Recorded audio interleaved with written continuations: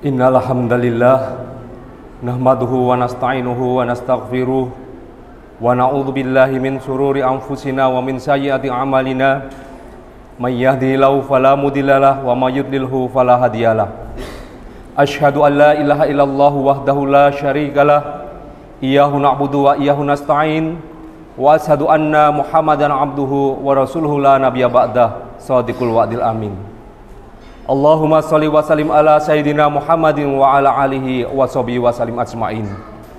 Ya ayyuhalladzina amanu ittaqullaha haqqa tuqatih wa la tamutunna illa wa antum muslimun.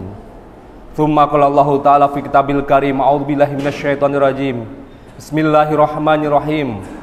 Inna fi khalqis samawati wal ardh wa tilafil laili wan nahari laayatil liulil albab alladzina yadhkurunallaha qiyaman wa qu'udan wa 'ala junubihim wa yatafakkaruna fi khalqis samawati wal ardh rabbana ma khalaqta hadza batila subhanaka faqina adzabannar. Shadaqallahul azim. Ma'asyiral muslimin, jamaah salat Jumat Masjid Syuhada yang dirahmati oleh Allah. Yang pertama dan utama, kesempatan khutbah Jumat kali ini, marilah kita bersama panjatkan syukur kehadirat Allah Subhanahu wa taala. Karena sesungguhnya Allah telah menyampaikan firman-Nya, la in sakartum la azidanakum wa la in kafartum inna adzabi lasyadid. Barang siapa yang bersyukur maka aku akan tambahkan nikmat-Nya, dan barang siapa yang ingkar kufur terhadap nikmatku, sesungguhnya azabku amatlah pedih. Yang kedua, khatib mewasiatkan kepada diri sendiri dan kepada jamaah sekalian, marilah kita tingkatkan keimanan dan ketakwaan kita kepada Allah. Karena sesungguhnya sebaik-baik bekal untuk kembali kepada Allah hanyalah bekal keimanan dan ketakwaan, agar kelak ketika kita kembali termasuk dalam golongan orang-orang yang diridhoi oleh Allah Subhanahu wa taala. Amin, Allahumma amin. Ma'asyiral muslimin, jamaah salat Jumat rahimakumullah. Baru saja kota kita tercinta ini, kota Yogyakarta, tempat kita berpijak, tempat kita sujudkan kepala menghadap Ilahi Robbi, memasuki usia yang ke-268 tahun. Oleh karenanya dalam kesempatan Jumat kali ini, khatib ingin menyampaikan sebuah topik berkaitan dengan kejogjaan, kota yang berbalut tata nilai, penghambaan kepada Ilahi Robbi. Konon kota Yogyakarta itu sering disebut sebagai kota yang ngangeni, barangkali karena tata kotanya disusun sesuai dengan bagian terdalam dari diri kita, yakni tentang hakikat hidup kita, tentang tujuan kita berada di dunia ini, yakni dengan filosofi utama sangkan paraning dumadi, dari mana kita berasal dan kemana sesungguhnya kita akan kembali. Dan jawabannya jelas, tegas. Allah menyampaikan inna lillahi wa inna ilaihi raji'un. Kita berasal dari Allah dan akan kembali juga kelak kepadanya. Sultan Hamengkubuwono I, pendiri kota ini, telah mencermati penempatan keratonnya. Di samping dengan faktor kesejarahan historikal, adanya kota gede, Karta dan Pleret sebagai ibu kota Kesultanan Mataram sebelumnya yang didirikan oleh para leluhurnya, ada alasan lain baik dari filosofis, militer, geografis, sosiologis yang agaknya membuat beliau bersikukuh untuk memilih alas Pabringan dan Umbul Pacetokan ini dalam perjanjian Giyanti tahun 1755. Berbagai pihak hingga saat ini terus mengkaji dan memperbincangkan keistimewaan kota ini yang sesungguhnya didasarkan pada falsafat hakikat manusia. Dan ini Sultan Hamengkubuwono I meringkasnya dalam 3 prinsip yang dijiwai oleh 5 nilai. Yang pertama adalah prinsip poros, dijiwai oleh prinsip sangkan paraning dumadi, dari mana kita berasal dan kemana kita akan kembali.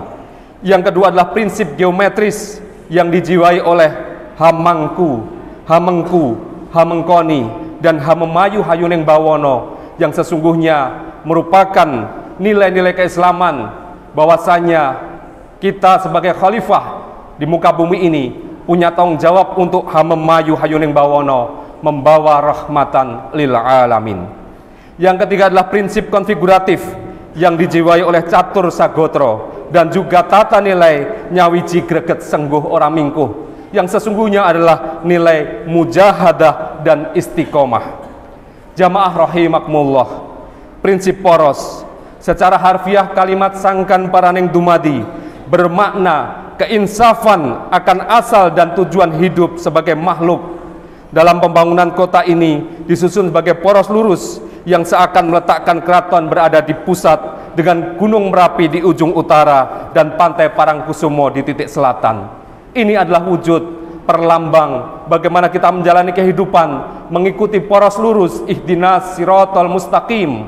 Tetapi lebih dari itu, dari panggung Krapyak yang menandai batas selatan kota lama Yogyakarta hingga keraton adalah perlambang dari sangkan atau asal kehidupan. Adapun dari keraton sampai dengan Tugu Golong Gilik menguraikan makna paran atau tujuan hidup kita. Dalam surat At-Tariq surat ke-86 ayat 5 sampai 6 Allah menyampaikan firman-Nya, "Fal yanduril insanu mimma khuliqa mimma indafik." Maka hendaklah insan memperhatikan dari mana ia sesungguhnya diciptakan. Dia dicipta dari air yang dipancarkan. Panggung Krapyak yang berwujud bangunan persegi bertingkat sebagai perlambang rahim seorang ibu, yang kemudian di dalamnya, di sisi luarnya ada kampung yang disebut dengan kampung mijen, yakni tumbuhnya manusia sebagai nutfah, alaqah dan mudghah. Lalu malaikat kemudian datang meniupkan rohnya serta menuliskan ajal, rizki, amal, serta apakah ia termasuk orang yang beruntung atau celaka. Maka kemudian lahirlah ditandai dengan sebuah kampung yang diberi nama Kampung Mijil. Jalan yang menghubungkan antara panggung Krapyak hingga gerbang Baluwarti Keraton yang disebut dengan Plengkung Gading atau Nirboyo. Kanan kirinya ditanami pohon asem dan pohon tanjung sebagai penanda bahwasanya ketika orang tua membesarkan seorang bayi, yakni ibaratnya asem yang harus dimaknai harus banyak mesem atau tersenyum sebagai tanda kesyukuran kepada Allah karena bayi itu adalah amat mempesona atau nyengsemake. Tanjung bermakna bahwa bayi itu harus disanjung, memberikan motivasi sekaligus menyanjung penciptanya sebagai cara untuk menumbuhkan potensi kelak sebagai bekal ketika ia menginjak dewasa. Harus senantiasa mengingat bahwasanya tidak ada yang lebih di dunia ini kecuali Sang Maha Pencipta. Memasuki alun-alun selatan, kita melihat di sana ada 5 jalan yang berarti kesiapan seluruh panca indera. 2 jalan utama diberikan akses langsung ke dalam tanah lapang, pendengaran dan penglihatan yang terhubung hati dan pikiran. Semuanya kelak akan dimintai pertanggungjawaban. Dan sebagai penandanya ditanam pohon asem yang daun mudanya disebut sinom karena si pating nom-noman atau orang muda yang mulai memperhatikan penampilan. Halaman berpasirnya menunjukkan betapa ia bisa ditulis berbagai hal. Belajar di usia muda, di usia emas, menggoreskan bekas yang tidak akan mudah hilang. Di tengah alun-alun ditanami sepasang pohon beringin laki dan perempuan, dan kemudian pohon beringin itu pun ditutup dengan pagar yang berarti ketika seorang memasuki usia akil balik harus mau dan bersedia untuk menutup auratnya sebagai penutup yang sempurna. Sekeliling alun-alun ditandai dengan pohon pakel, palem dan kueni sebagai penanda bahwasanya pakel bermakna akil, yakni tidak hanya balik secara biologis tapi harus optimal dalam kedewasaan akalnya. Palem artinya gelem atau mau, yakni bersedia untuk tunduk taat kepada syariat sebab dia sudah mukallaf. Dan kueni artinya adalah berani, yakni sanggup bertanggung jawab atas segala perbuatannya ketika ia sudah memasuki usia akil balik. Jamaah rahimakumullah, beranjak ke utara terdapat teratak menuju Siti Hinggil sebagai lambang jenjang hidup yang harus dititi dan didaki oleh seorang manusia. Betapapun hidup itu berundak-undak, memayahkan sebagai lambang perjuangan hidup kita di dunia ini, di kanan kirinya ditanami pohon gayam yang bermakna bahwasanya hidup itu harus senantiasa diikuti dengan hati yang gayam atau ayem, tenang dan teduh. Ketentraman akan turun ketika kemudian kita selalu bersandar kepada Allah dalam setiap ikhtiarnya. Jamaah rahimakumullah, di Siti Hinggil kemudian ada Selo Gilang, tempat singgasana sultan diletakkan untuk menyaksikan berbagai geladen atau latihan perang, persiapan grebek dan upacara-upacara lain. Sifatnya seremonial, melambangkan jenjang kehidupan seorang manusia memasuki dunia pernikahan, dan tanaman hias di sekelilingnya berupa gayam, soko, mangga cemporo, sebaran bunga yang harum, ditambah berbagai kembang merah merona dan putih sesungguhnya melambangkan bagaimana membentuk keluarga. Harapannya adalah keluarga yang penuh warna, yakni warna yang sakinah, mawaddah, warahmah. Di dalam keraton kita melihat bagaimana kemudian banyak bangunan yang dipahatkan di situ kaligrafi yang bertuliskan Allah, Muhammad, Alif, Lam, Mim, Ra, sebagai penanda bahwasanya kita harus mengikuti syariat Allah dan mengikuti tuntunan baginda Rasulullah. Selanjutnya, ketika kita menuju keraton di utara melihat gambaran tentang paraning dumadi, tujuan hidup kita sebagai makhluk. Bangsal Witono, gambaran dari wiwit ono, pemahaman hamba akan jiwanya sendiri, sehingga dia menyadari keberadaannya di dunia yang akan segera sirna menuju akhirat yang sejati dan abadi. Oleh karenanya kita melihat kalau dalam setiap upacara adat di keraton sering bertebaran bunga mawar dan bunga melati yang melambangkan hurip iku mawarno-warno. Urip itu penuh berbagai dengan godaan, dan melati mengambangkan bahwa sira kabeh bakale mati. Kita semua yang hidup di dunia ini akan mati. Kullu nafsin dha'iqatul maut. Maka dari itu kita harus senantiasa memahami, mengerti. Di sana ada bangsal manguntur tangkil di Siti Hinggil Utara yang menunjukkan bahwasanya kita harus selalu mangun ataupun memperbaiki diri dan anangkil mendaki untuk menuju keridhaan Allah Subhanahu wa taala. Selanjutnya kita juga melihat adanya Tarub Agung yang menjadi penanda. Tarub adalah takarub kepada Allah yang Maha Agung dengan 4 pilarnya yang sesungguhnya menandai syariat, tarikat, hakikat, dan makrifat. Di paling depan bangsal pagelaran berdiri megah penanda pager aran yang bermakna tak lagi penting nama dan ketenaran diri dalam pengabdian yang ikhlas. Juga pagelaran dari kata gilar yang bermakna telah terang dan tampak luas jalannya, yakni jalan Islam. Jamaah rahimakumullah. Kemudian di hamparan alun-alun kita melihat ada 2 pohon beringin, Dewondaru dan juga Jonondaru. Dewondaru bermakna bagaimana kita mengingat hidup kita ini adalah tujuannya adalah sesembahan kepada Allah Subhanahu wa taala, hablu minallah. Dan Jonondaru adalah hakikat bahwasanya kita harus memberi manfaat kepada sesama manusia, hablum minannas, dan khairun nas anfa'uhum linnas. Di sekeliling alun-alun 64 pohon beringin berdiri tegak menggambarkan usia Rasulullah dalam komariah yang dibulatkan, kemudian senyampang 60 pilar di pagelaran yang menggambarkan usia Rasulullah dalam samsiah dibulatkan ke bawah. Ini menandakan bahwasanya hidup kita di dunia sebagaimana umur Rasulullah sangat terbatas, sehingga kemudian kalau kita melihat ke utara ada jalan Margomulyo yang berarti jalan kemuliaan. Kemuliaan ini pun harus kita pilih, dibentangkan di antara aneka godaan. Godaan akidah berdiri di sisi utara Gedung Agung, yakni Gereja Kitologi, sebagai bagian dari godaan akidah Islam.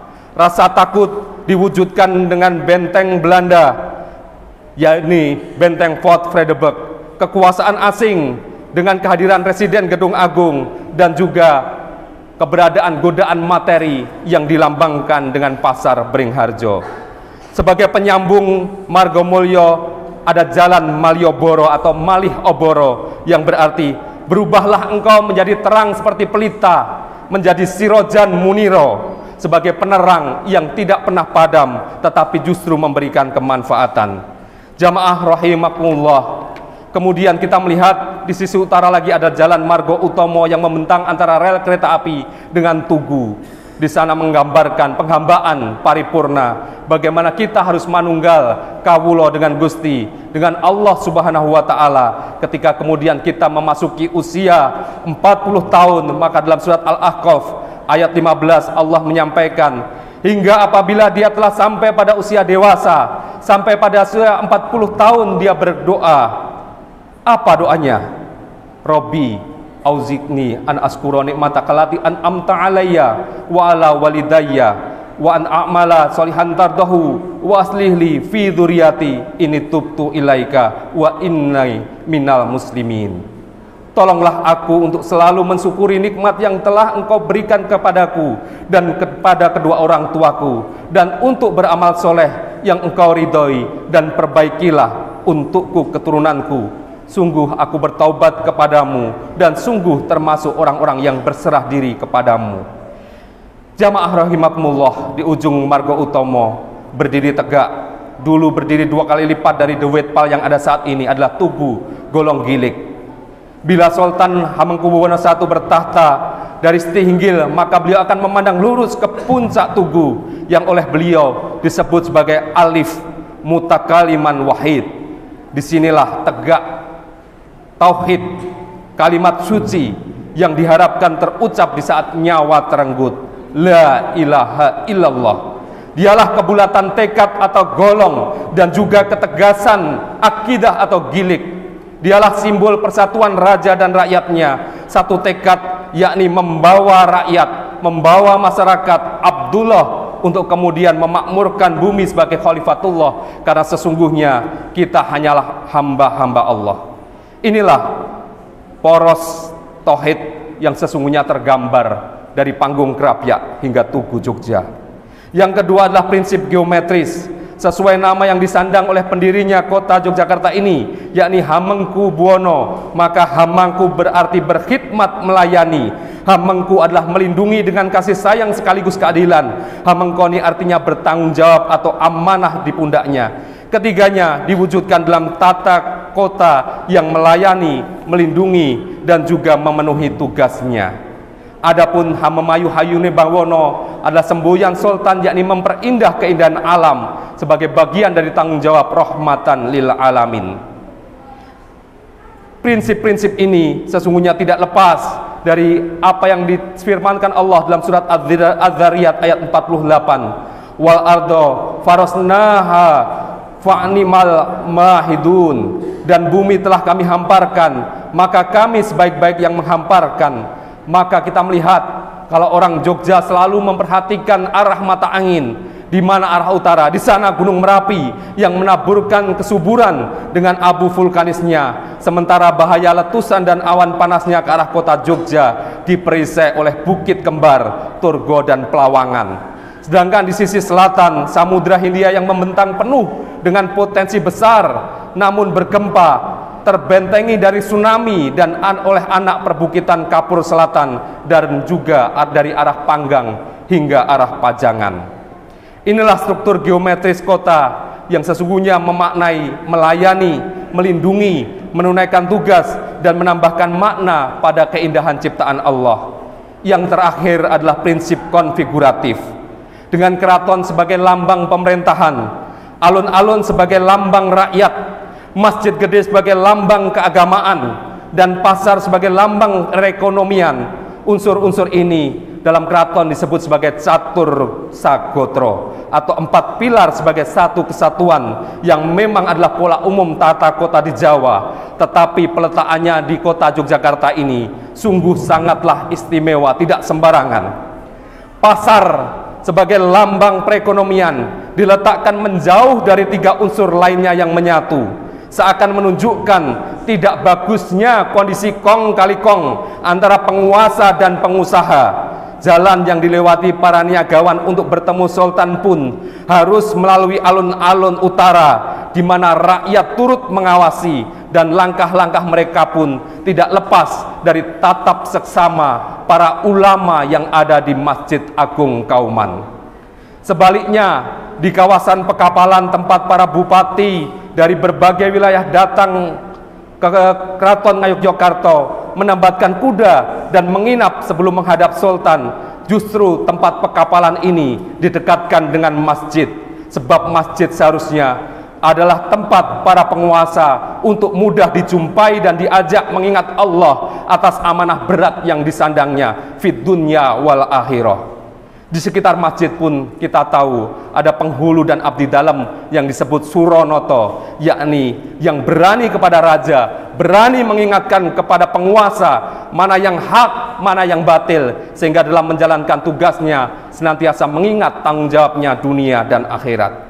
Jamaah rahimakumullah, keseluruhan konfigurasi tata kota Yogyakarta ini menjadi penyelaras bagi watak masyarakat yang diteladankan oleh Sultan Hamengkubuwono pertama yang nyawiji, menyatu, greget, penuh semangat pada kebaikan, sungguh, yakin dan meyakinkan, dan ora mingkuh atau berani bertanggung jawab. Inilah tata kota Yogyakarta yang sungguh istimewa dan harus kita pahami bahwasanya semuanya senantiasa mengingatkan kita untuk bermuhasabah tentang dari mana kita berasal dan kemana kita kembali, sehingga dalam hidup ini kita selalu ngati-hati karena kita akan mati dan kembali kepada Allah. Mudah-mudahan Allah mengakhirkan kita dalam keadaan husnul khatimah, menjadikan keluarga yang kita bawa menjadi keluarga yang ayam-ayam tentrem, sakinah mawadah warohmah, dan Allah melimpahkan rizki kita, rizki yang halal, thayyib dan berkah. Allah menjaga kita menjadi hamba-hamba yang diridhoinya. A'udzubillahi minasyaitonir rajim. Bismillahirrahmanirrahim. Wal ashr innal insana lafi khusrin illa ladina amanu wa amilus solihati wa tawassaw bil haqq wa tawassaw bis sabr. Barakallahu li wa lakum fil Qur'anil azim wa nafa'ani wa iyyakum bima fihi minal ayati wa dzikril hakim. Aqulu qouli hadza wa astaghfirullaha li wa lakum wa lisairil muslimina min kulli dzambin fastaghfiruhu innahu huwal ghafurur rahim.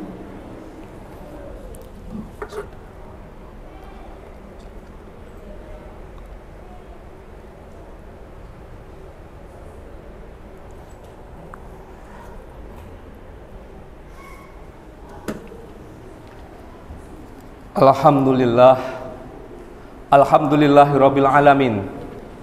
Hamdan syakirin, hamdan na'imin, hamdan yuafi ni'amah wa yukafi majidah. Ya Rabbana lakal hamdu kama yanbaghi li jalali wajhikal karim wa azimi sultanik. Asyhadu an la ilaha illallah wahdahu la syarikalah wa asyhadu anna Muhammadan abduhu wa rasuluhu la nabiyya ba'dah. Ma'asyiral muslimin jamaah rahimakumullah.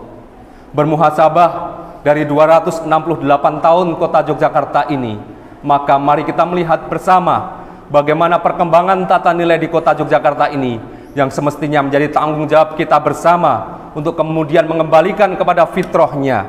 Bagaimana sesungguhnya kota ini dibangun untuk menjadi bagian dari pengabdian kita kepada Allah Subhanahu wa Ta'ala. Oleh karenanya, marilah dalam kesempatan khutbah Jumat ini kita bersama-sama bermunajat kepada Allah. Mudah-mudahan Allah meluruskan yang bengkok yang ada di kota ini dan kemudian menjaga istiqomahnya pendiri ataupun pemangku jabatan di kota Yogyakarta ini, agar kemudian memahami benar bahwasanya dia adalah Khalifatullah Panotogomo, Sayyidin Panotogomo, yang memiliki tanggung jawab besar dunia dan akhirat. Dan marilah kita sebagai rakyat yang berada di wilayah ini menjaga keistiqomahan ini dengan senantiasa melaksanakan apa yang menjadi tugas kita dalam menegakkan syariat Islam dan juga beramar ma'ruf nahi mungkar. Mudah-mudahan Allah menguatkan kita semuanya dan menjaga ketakwaan kita, sebagaimana baju Jawa yang sering disebut sebagai baju sorjan, yang sesungguhnya bermakna sirojan muniro, pepadang, penerang yang bisa menerangi, membawa kemanfaatan bagi lingkungan. Marilah kita bermunajat kepada Allah, menundukkan hati dan pikiran kita. Innallaha wa malaikatahu yusholluna 'alan nabi ya ayyuhalladzina amanu shollu 'alaihi wa sallimu taslima. Allahumma sholli 'ala Muhammad wa 'ala ali Muhammad kama shallaita 'ala Ibrahim wa 'ala ali Ibrahim wa barik 'ala Muhammad wa 'ala ali Muhammad kama barakta 'ala Ibrahim wa 'ala ali Ibrahim bi rahmatika ya arhamar rahimin. Allahumma ighfiril muslimin wal muslimat wal mu'minin wal mu'minat al ahya'i minhum wal amwat innaka sami'un qaribun mujibud da'wat ya qadiyal hajat. Allahumma inna nas'aluka salamatan fid din wa afiatan fil jasad wa ziyadatan fil ilmi wa barakatan fil rizqi wa taubatan qoblal maut wa rahmatan indal maut wa maghfiratan ba'dal maut. Allahumma hawin alaina fi sakaratil maut wa najatan minan nar wa afwa indal hisab.